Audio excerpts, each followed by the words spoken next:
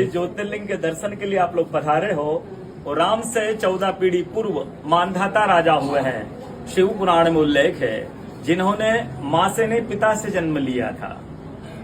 उनकी तपस्या से ये शिवलिंग प्रकट में स्थापित लिंग नहीं है। जिस प्रकार आरती करते हम प्रण अक्षर के मध्य ओम अक्षर के मध्य यह तीनों एका जय शिव ओंकारा। एक शिवलिंग में ब्रह्मा विष्णु महेश निराकार धरती से प्रकट हुए हैं। इसलिए अखंड दीप जो जल रहा प्राचीन समय से एक ही दीपक में 3 बातियां जल रही लगातार ब्रह्मा विष्णु महेश की।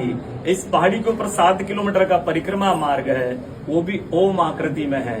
जो पर्वत पे हम प्रभु के दर्शनों के लिए खड़े हैं ये पर्वत स्वयं शिवलिंग की आकृति में है।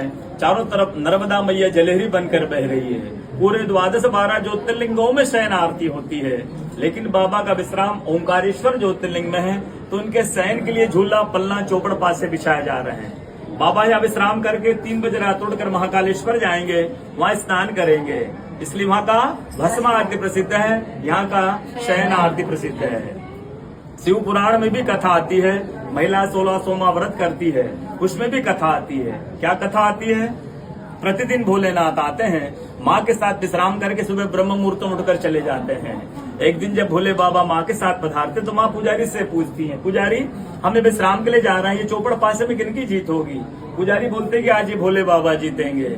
ऐसा बोलकर पुजारी घर चले जाते हैं। भोले बाबा माँ विश्राम के लिए चले जाते हैं। सुबह ब्रह्म मुहूर्त में जैसे ही भोले बाबा माँ बाहर निकलते हैं, पुजारी द्वार पर रहते तो माँ पुजारी से पूछती, पुजारी कल मैंने आपसे पूछा था हमें विश्राम के लिए जा रहे चौपड़ पासे में किनकी जीत होगी?